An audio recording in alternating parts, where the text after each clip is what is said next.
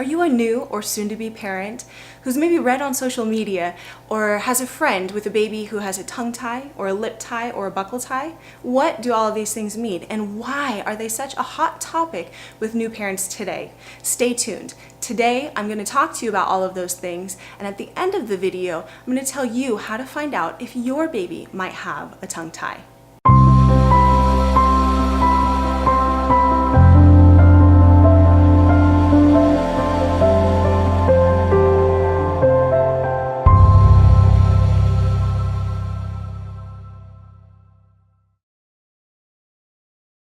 Hi, I'm Kristen Davis, board-certified lactation consultant and owner of Breast for Baby.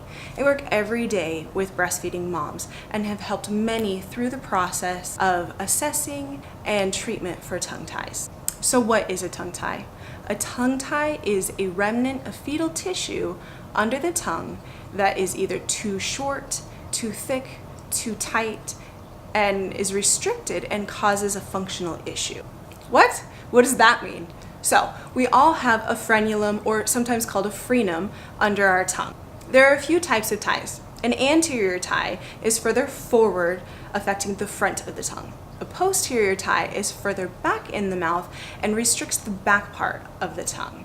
How about an upper lip tie? An upper lip tie is tissue that connects upper lip on the inside to the upper gum line. This can cause restriction and make it difficult for a baby to get a good flange or seal at the breast.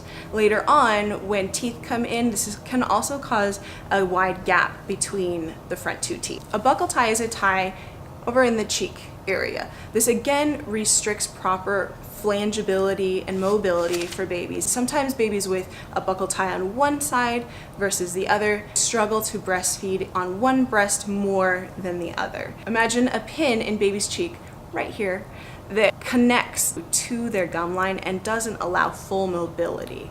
Why is tongue tie, lip tie, buccal ties such a hot topic right now? They cause a lot of issues with breastfeeding.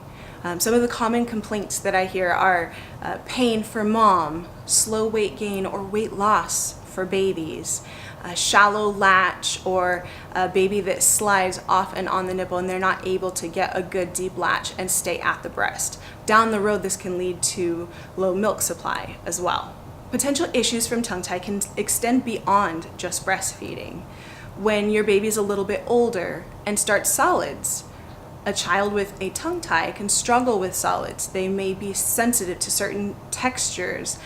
Gagging may be an issue, or choking. Ties can also cause dental issues. Gap in the front two teeth, cavities, high narrow palate, braces, airway issues, snoring, sleep apnea in children and adults, other sleep disordered breathing. Mouth breathing is a big concern with tongue tie as well. When the tongue is anchored down and forward, it pulls the natural posture of the mouth to be open. Mouth breathing can increase ear infections, enlarged tonsils and adenoids, asthma, and allergies. The tongue is huge in speech. We use it to produce different sounds up against our palate. If the tongue is anchored down and can't reach the palate, the sounds that we make can be affected.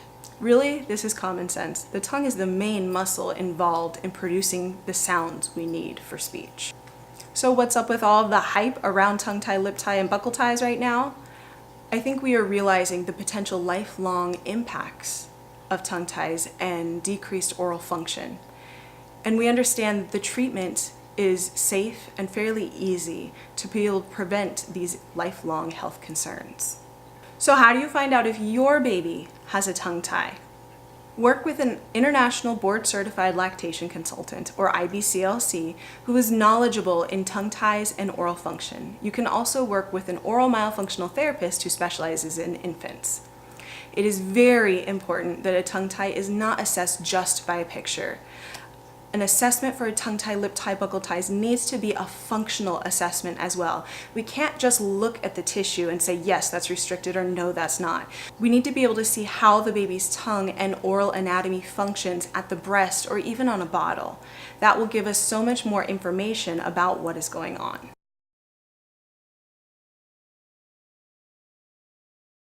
I have studied tongue ties and oral function for years. I took an IBCLC master's class oral habilitation for the breastfeeding dyad, where I learned in depth about tongue ties, assessment, and treatment. I also learned exercises to help babies restore proper oral function. This is also so important. This would be like going to have knee surgery and not following up with physical therapy.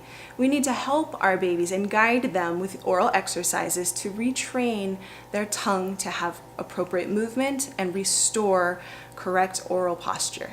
If you would like to find a tongue tie savvy IBCLC who has also taken the IBCLC Master's class, there's a link below where you can click and find somebody in your state and region who's taken the same training. If you have any questions about today's video, please feel free to leave them in the comments below. Remember to check back to get more tips on breastfeeding, tongue ties, lip ties, and other oral functional issues.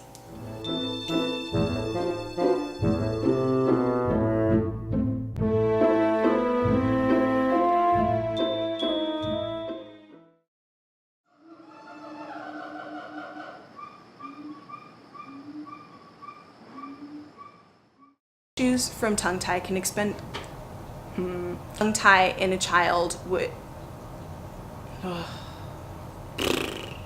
all of the here we go, cavities. Oh my gosh, why skip all this? Ugh.